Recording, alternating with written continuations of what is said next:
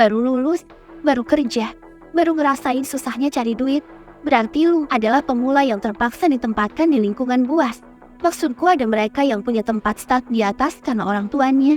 Sedangkan kita dipaksa mulai di tingkat bawah. Para pemula gak punya pilihan selain harus menjadi perintis dengan kompetitornya, yaitu mereka yang punya start lebih baik. Sayangnya beban para pemula belum berakhir. Ada orang tua yang harus disupport, ada yang butuh sekolah, perut sendiri yang wajib diisi, biaya kuliah, dan sebagainya. Sekilas ini tampak biasa seperti pada umumnya. Tapi, para pemula yang tersudut terbawa arus, kena pinjol, bayar utang pakai utang, belum lagi pajak, dengan puncak yang sangat tragis. Buku klasik The Richest Man in Babylonia ngejelasin gimana para pemula di zaman dulu bisa survive bahkan jadi kaya. Di sini gua akan jelasin cara mengatur keuangan pribadi untuk pemula. Kita masuk ke hidup frugal. Ada dua orang pemula di Babylonia. Satunya punya utang dan satunya lagi enggak.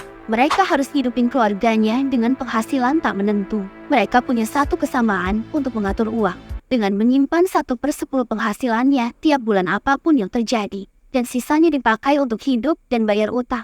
Dengan model ini, tentu gak ada pilihan. Lu bisa nanam sayur, jangan beli sayur. Nasi sisa jangan sampai kebuang. Bayar utang tanpa ngutang harus diprioritaskan. Kabar baiknya, uang yang disisihkan adalah kunci gimana kehidupan Jeti jauh lebih baik. Belanja. Uang simpanan tadi adalah milik karena milikmu gak boleh dibelanjakan kecuali untuk dirimu sendiri. Itu adalah filosofi yang dijelasin buku ini. Tapi, pembelanjaan yang dimaksud adalah investasi. Investasi leher ke atas, saham, kripto, dan banyak lagi yang semuanya gak akan gua jelasin di sini. Tapi ada satu investasi yang menurut gua mind-blowing dan powerful, investasi makanan mahal. Ya, lu gak salah dengar, investasi makanan mahal buat traktir orang yang bisa mentorin lu. Ini adalah cheat buat level up. Mentor adalah orang yang sudah tahu mana jalan yang lurus dan mana yang lubang. It means kamu bisa melakukan sesuatu dengan mulus tanpa jatuh. Game belum selesai. Terus invest uang simpananmu sampai dia beranak, punya cucu, punya cicit. Bang, terus nikmatin uangnya kapan? Jujur, buku ini gak punya jawaban bagus, tapi lo bisa ngikutin saran bro ini, yaitu beli barang lu, uang lu 10 kali lipat dari barangnya. Semua itu adalah cara menggemukkan uang. Tapi cara menjaganya berbeda. Lo harus punya sikap yang ada di lo.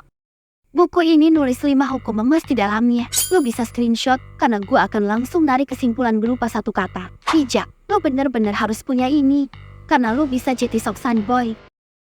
Kembali ke topik. Segala yang lu punya adalah milik lu dan tanggung jawab lu. Gua yakin lu gak mau kehilangan uang yang capek-capek lu cari dari pagi, siang, malam. Tapi kenyataannya, rakyat Wakanda terlalu positif thinking dan gampang terpengaruh orang lain. Padahal orang lain itu adalah serigala berbulu domba yang sedang mencari mangsa. Buku ini beri satu peringatan keras.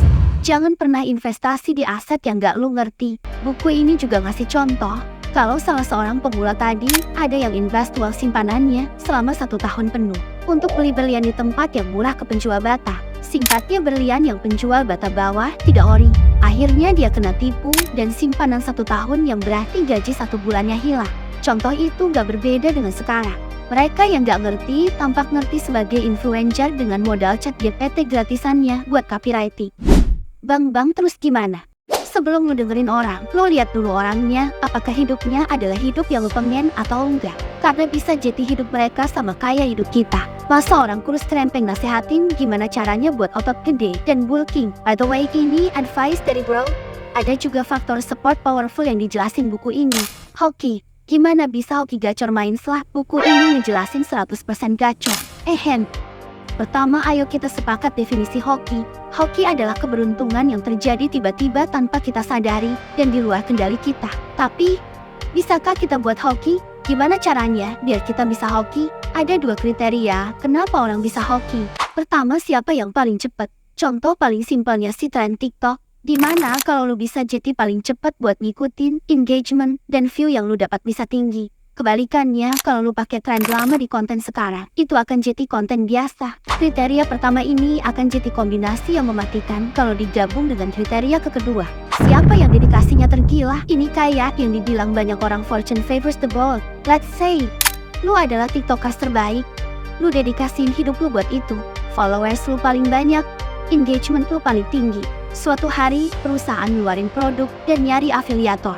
Pertanyaannya, perusahaan nyari orang lain atau lu dulu yang ditawari? Kombinasi dua kriteria tadi bisa bikin lu kayak narik hoki ke diri lu sendiri.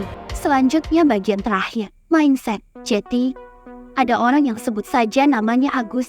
Nah, Agus ini anak orang yang berada. Karena dia anak dari bapak yang punya bengkel kereta kuda terkenal di Babilonia. Pas dewasa, Agus kerja kayak bapaknya buka bengkel. Singkat cerita, anak perempuan bapaknya terlilit utang dan dijadikanlah Agus sebagai pelunas utang itu. Semua harta Agus habis dan istrinya dipulangkan ke keluarganya. Walau begitu, utangnya masih belum lunas. Hati-hatilah kalau punya saudara perempuan. Si Agus nyari jalan pintas biar bisa punya uang lagi. Dia pun ikut ke dalam kelompok pencopet. Singkat cerita, kelompok Agus diberantas. Mereka semua yang masih hidup dijual buat dijadikan budak.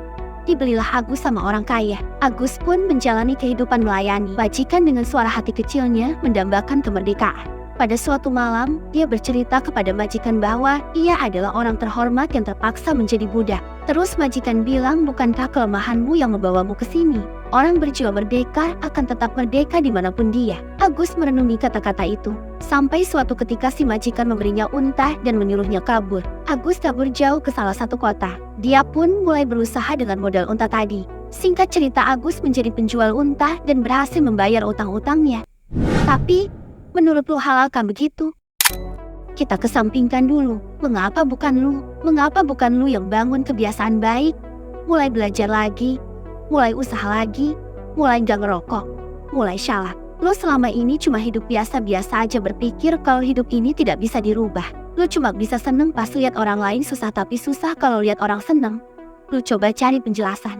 Oh, dia kaya karena ini, karena itu. Sedangkan lu bisa cari tahu gimana caranya agar hidup gue bisa kayak dia. Lu bisa invest uang buat traktir dia makan dan jadiin mentor.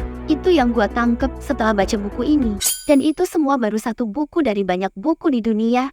So, nyalahin loncengnya dan gue akan bahas buku lain.